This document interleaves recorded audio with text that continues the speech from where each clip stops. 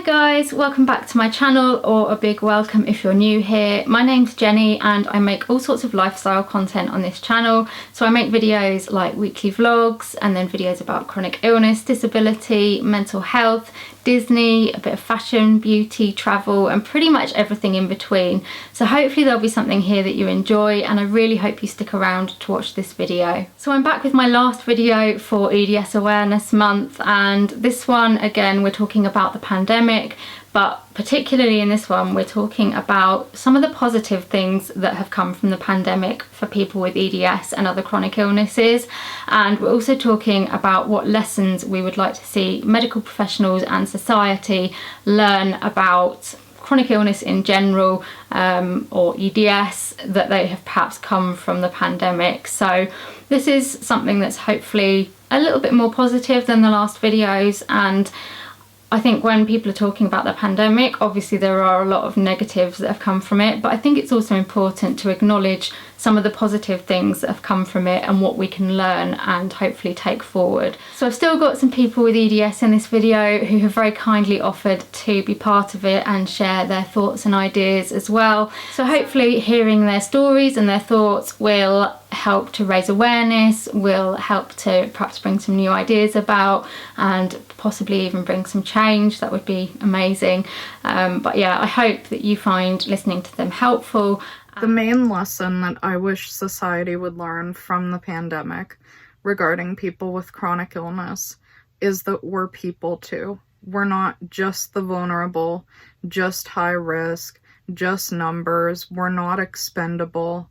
It's not unimportant if one of us loses our lives because we might not have lived as long as everyone else. We matter too, and we should... I can't believe I have to say it, but we deserve to be treated as people. I'd love for virtual appointments to stick around. Some days are just so hard, and we're penalized if we need to cancel an appointment without a 24-hour notice. Definitely. So it's suggesting things to do with the medical as well. So medically, having phone appointments with the doctor is much better. It means I don't need to get up, get dressed, shower, and go to the doctors. For someone with a condition like mine, that makes a massive difference. That is spoons that I have in reserve that I can do something else with. Maybe that day I can cook with my wife. Maybe that day I can go for a walk with the dog because I've had one less thing that I had to do.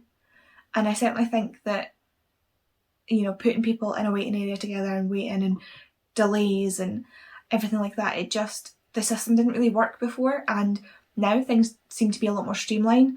And I bet the doctors feel less pressured as well because they can, you know, do a lot more on a phone call than they probably can in a practice. Lifestyle wise, I have loved when I've been furloughed and not at work. I have just loved the amount of time I've been able to spend in the garden.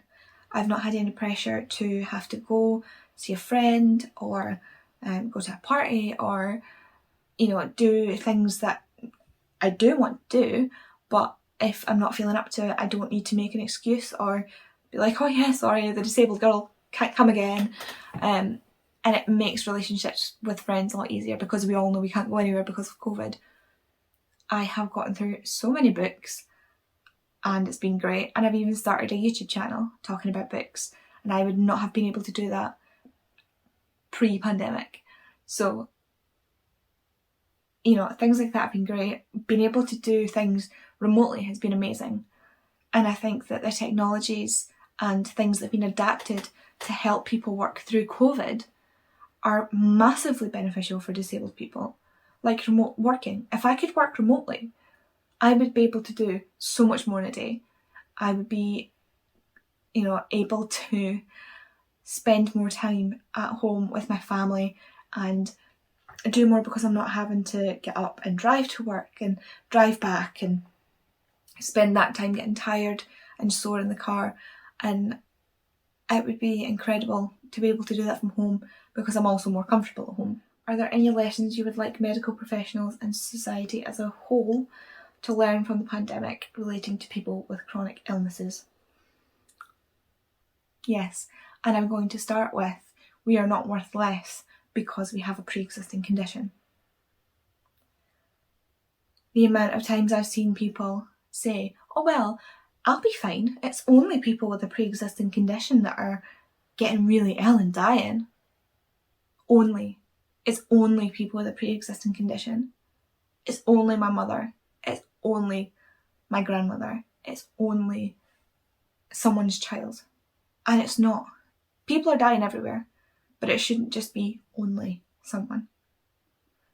I wish medical professionals, or at least higher up medical professionals, take the lesson that they need better support in the NHS. The people in the NHS have been working tirelessly, exhausted and working so hard, and yet they get very little funding, they get very little support, and so many of them have given up so much through this pandemic. So I wish that was recognised. Society as well, I wish they would realise that people who have chronic illnesses and people who have disabilities, we're a community that you can join at any time. 4 years ago, I was a healthy 24-year-old, like I said, lifting kegs, working behind a bar, you know, climbing up hills and doing things that I can't do anymore. And then all of a sudden, I couldn't. And all of a sudden, I find myself in this position, in this community where things are different. And so many people are finding out, due to long COVID, that disability is a really big thing. And so much more has been made of long COVID and the disabilities that it's given people than I feel has ever been made about anybody who is already disabled. People need to understand that we are a community you can join at any point, and we will welcome you. We're not happy that you're going to be hurt potentially, but we are always there for someone. We're always there to welcome new disabled people into our community. But I think society needs to accept more that chronically ill and disabled people are members of society, are people who have jobs and have families and want to go and eat a meal in a restaurant and be able to, you know, go places and enjoy life, and we have so much to offer. I also want people to learn about sanitisation and hygiene, because the number of people at the start of this pandemic who never used to wash their hands that often, or even after they went to the bathroom, disgusting. The idea that, you know, we used to we would be walking around all day touching things other people had touched, and we didn't know where their hands had been, and then we would pick up food and eat it. I feel like illnesses that are not COVID have been so low over this pandemic because people are staying away from each other, wearing masks, washing and sanitising their hands. And I really hope that people take away from that if you're ill, perhaps wear a mask to protect those around you. Wash your hands, because the world is disgusting. And please, please, I wish that people would respect the NHS. The NHS is a big thing in the UK, especially in Scotland. We get free prescriptions. It is a model that I wish everybody had, but it needs to be better, and we need to support it better. Are there any lessons I want medical professionals or society to learn from the pandemic relating to chronic illness? Yes, for sure. The biggest thing I can think of is I think the whole world got a taste of what it feels like to not be able to leave your house when you want to not be able to go the places you love, to not get to live life normally. And a lot of people who have chronic illness, they can't go do the things that they want to do or love to do a lot of the time. For some people, that's every single day. For some people, a few days a week, a few days a month. It can be a real struggle to constantly be having yet another injury or another illness or just something going on, even if it's just too much pain to go do the things that we want to do. And I think that is really, really hard for a normal, healthy person to understand, that we would much rather be out hiking or dancing or traveling rather than being stuck home in bed or on the couch on a heating pad and painkillers. I have loved changing from having to go in person to more virtual appointments. I hope those stay. Easier access, quicker access, you don't have to be in a waiting room, and that's so important. It can hurt enough just to wait and travel to a doctor's office than just hopping on Zoom and getting that appointment done. I really as well want to reiterate that it's no secret that the disabled community has suffered the most from the pandemic, from the coronavirus, especially our BIPOC disabled individuals, and they need the utmost support. It is not right and just. We have to stand with all members of the disability community. There is nothing to feel shame for when it comes to being disabled, and we all need greater supports and access to medical professionals. I want those medical professionals to lead with love, compassion, and access. It's so important more than ever, and we have to demand this moving forward. In France, we are pretty late with the use of new technology, and since the pandemic, we can have everything in video conference, and I think this is great. And yeah, we also have all the prescription by email. The pharmacy are pretty well equipped now, and the doctors and everything. So I think that's the good thing of the pandemic. That's the good point. I think that health should be the first matter.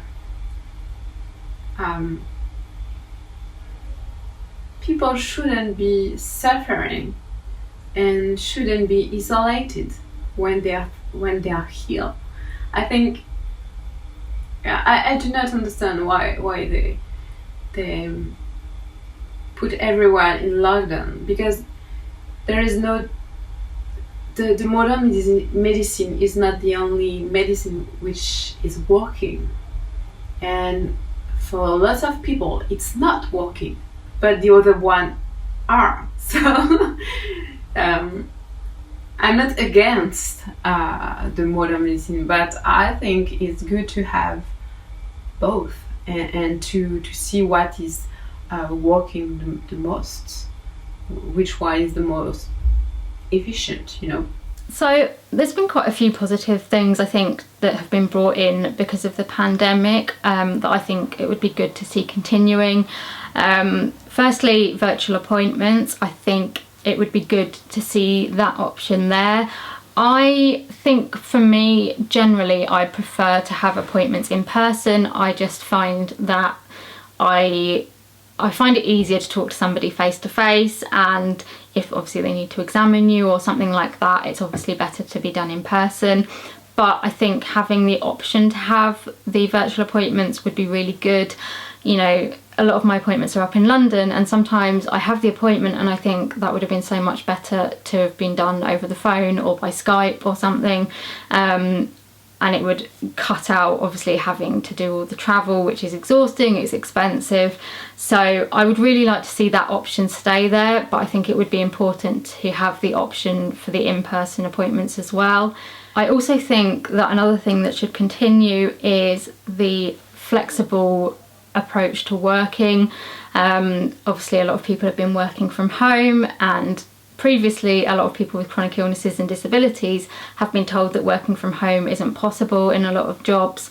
So I would really like to see more flexibility come from this pandemic to say that actually it is quite okay to work from home in a lot of jobs, and being able to offer those kind of jobs to people with chronic illnesses and disabilities, making them more flexible so that people with chronic illness or disability can actually work in a way that suits them. I think that's really important to continue.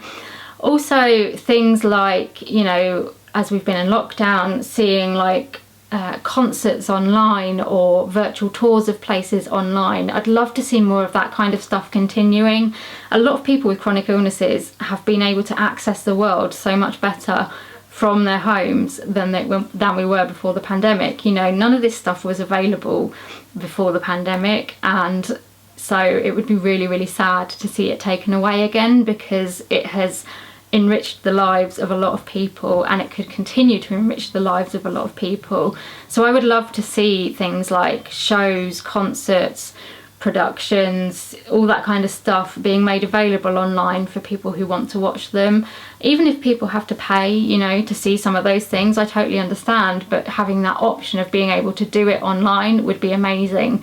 And yeah, just, you know, like virtual tours of places, or just getting more stuff online, I think, so that people can actually see it who can't go out now that people are starting to go out. I just don't think we should lose this accessibility that has been brought. I think there are lessons that I would like to see medical professionals and society as a whole learn from this. I think with society, I would like people to just have a bit more understanding of what it's like to live with a chronic illness, to live, you know, in lockdown full time. I'm just really hoping that through, you know, having to stay at home and losing so much, people will have a better understanding of what it's like to have that experience through a chronic illness. You know, like through being ill, I've had comments like, oh, it must be so nice to stay at home all day or to stay in bed all day, and I'm just hoping that we won't get so many of those comments now, because people know that it isn't all fun and games having to stay at home all the time through no choice of your own. I hope that society will just have more of an understanding of what that's like, how difficult it is, and how difficult it is, you know, to lose so much, to lose friendships, to lose, you know, being able to go out and do stuff, to lose holidays, to lose special events and things like that. I just hope that through what has been an awful experience, people will be able to relate a little bit more to people with disabilities and chronic illnesses. For medical professionals, I think I would just like them to learn.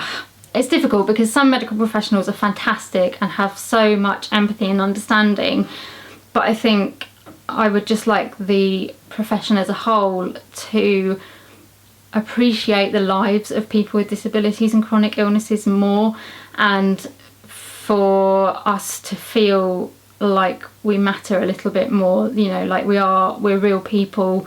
We're not just a textbook of, you know, symptoms or something. That, you know, just because we've got a chronic illness, we are, you know, we still have lives, we still have thoughts and feelings, and I guess I just want like every medical professional to understand that, and to understand just how debilitating EDS and chronic illnesses in general can be. El estar en mi casa durante la pandemia me ha dado calidad de vida. He aprendido a escuchar mi cuerpo, he tratado de ya no forzarlo y me ha ayudado a lidiar de una mejor forma con mi fatiga y con el dolor crónico. Durante la pandemia, muchas personas han visto las ventajas de trabajar desde casa, pero no todos tenemos las mismas posibilidades. Una persona con Ehlers-Danlos tiene mayor desgaste físico. Si para una persona normal es cansado el traslado, el levantarse temprano, para una persona con esta condición lo es aún más. Nuestros músculos trabajan 3 veces más de lo normal para mantener nuestro cuerpo alineado debido a la inestabilidad articular. El trasladarnos, el prepararnos para ir a trabajar implica un gran desgaste. Y creo que la lección que debemos de aprender es que la calidad de vida es importante y que no todos tenemos las mismas capacidades y posibilidades. I go to university. I started my first semester last year in October, and we here in Germany, my university, is completely online. I'm now in my second semester, and we have all our lectures online, all our seminars, all our classes are online, and I do think that this is somewhat helpful that I can do university and my classes from home. It's a bit easier because I remember high school was a bit hard for me because I wasn't feeling that great in school all the time. Even though I didn't want to go home, so I just stayed in school, but I was in pain and uncomfortable in general, so I just forced myself to be there. So I think that it's very great that we offer online classes right now, because I can be comfortable at home, can wear, I do have some braces, I can wear them whenever I feel like I need them, I can sit, I don't have to, walk around that much, so I think that classes online are a bit beneficial. Even though I did mention that it was a problem that I couldn't go to in-person visits for some doctors, it has also helped to be able to have online consultations, especially when it's just like a checkup to see how my medication is going or something like that that doesn't require physical examination. I think it's very helpful to be able to have online consultations. I think that on a day that you're not feeling well or a day that you can't find a way to get there, I think that's very helpful. For me, I'm starting to go back to my rotation since I am in med school, but there was about a year where I was just on online classes. And the positive side of that was that I was able to sort of control my time better. If I wasn't feeling well or if I was in pain, I could just stay in bed and watch my classes in bed and study from bed. And I wasn't walking around standing up for hours doing rounds at the hospital, and I think that that helped me a lot. And it was also easier to get my physiotherapy in. I could sometimes do it while I was watching class, whereas when I'm actually going to class in person or to the hospital, it can be a little difficult to get my physiotherapy in because of the schedule, so I think that has made it a bit more accessible for me. I think that we are often sort of forgotten. I am not affected to the point where I can't do my daily activities. There are days where it's very hard, but I can usually always get things done. But I know that there are patients that can't. Patients that need certain procedures to just be able to live comfortably. And so I think that that is something that medical professionals should really be able to take into account, that there has to be some kind of prioritization for people with chronic illnesses that require treatments that aren't necessarily life-saving treatments, but they are what give them their little quality of life, and I think that that's extremely important. Pandemics can be very isolating for anyone, whether they have a chronic illness or not, but I think that when you have a chronic illness, it can be even more isolating because people don't really understand what it's like to live with this every single day and to look totally normal, be having 10 out of 10 pain and just having to go on with your daily activities. So I think that it's very important that these types of procedures or medical sort of companionship that people need during the pandemic when they have a chronic illness is extremely important. I think that it's not easy to overcome the fear of getting infected as opposed to the fear of being able to access your treatments or your appointments or anything that you need to do to control your chronic illness. So I think that that's just something that not just medical professionals, but society in general needs to know, is that something like a pandemic that affects everyone so much, it especially affects people that are in the vulnerable condition of being in a chronic illness, because it's not the same as, going in for a checkup as opposed to going in for a doctor to be able to adjust your meds, to give you physiotherapy, to help you put your joint back in place. There's a bunch of things that really need to be sort of taken care of and really thought through when there's people with chronic illness, especially when that chronic illness affects your quality of life, regarding pain, regarding access to meds, access to, feeding tubes, formula, a bunch of things that can happen to people with a chronic illness related to EDS or HSD. I don't mind virtual appointments. I think that they should continue, but I do miss the option to go see my doctor in person. It was a bit of a blessing to me that the pandemic was going on during my diagnosis, because I couldn't leave my bed anyways. I couldn't leave my house. I couldn't work. So it was kind of a blessing that it happened when it did, because it was right when my health was on a decline. So I enjoy being able to do school from home. I enjoy being able to work from home and do all the things from home. So I don't mind it totally, but I do miss social interaction. The things that I hope continue are the ability for more virtual. I just think that doctors' offices, geneticists, physical therapists, this ability to do more stuff virtually, even intermittently. Same thing with mental health therapists. Just having this access to do this more frequently is gold for the EDS community, because there are times where we just can't get out the door, or maybe we don't want to. We don't want to, get all braced up and go out the door, or maybe it's just not safe for us to do. So having a physical therapist meet us where we are, or having therapy in the home,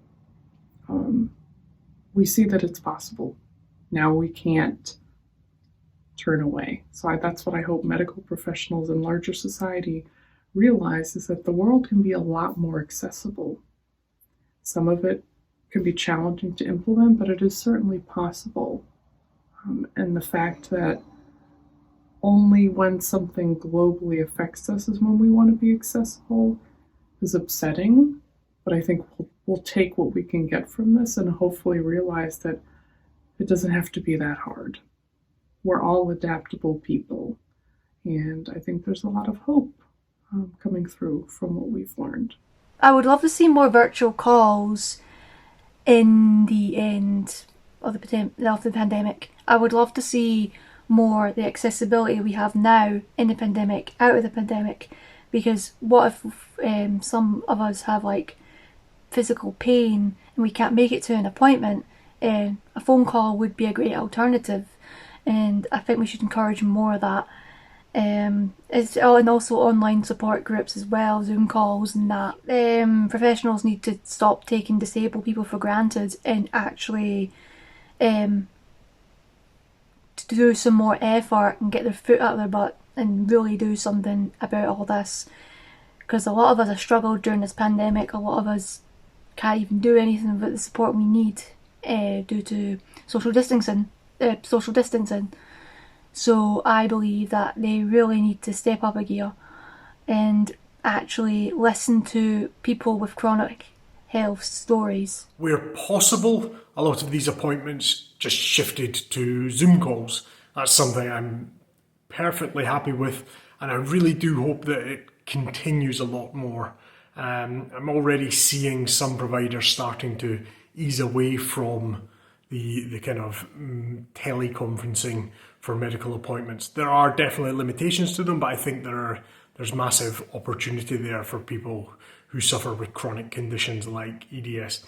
And for those that weren't shifting onto Zoom, what I started to realise was that I didn't need them as much as I thought I did. I was relying on them a little bit too much. And actually, all the stuff that went around an appointment, the travelling, the actually just being there in person was causing a hell of a lot of stress to me. And that actually just eroded the benefit I was getting from them. So it really made me kind of question and be a lot more discerning about what appointments I attended and what I didn't. And in that, there was a real shift in me towards self-management and exploring this kind of self-efficacy side of things. And this will work for some people and it will work for others in certain contexts and certain circumstances. But for me, it's been a really interesting avenue just to explore. And as we move out of a pandemic and as we move out of lockdown, I see it being a much larger part of my care and management ongoing. I would love to hear others' views on whether they've gone through a similar process. I really hope you have found it interesting hearing the different perspectives on these questions, and thank you so much to everybody that took part. Thank you to everyone that took part across all of my EDS videos. I hope you found them really interesting and helpful. If you have enjoyed my video and you'd like to see more from me, please give me a like and subscribe to my channel. Also hit the notification bell, that means you'll get notified every time I upload a video so you don't miss anything.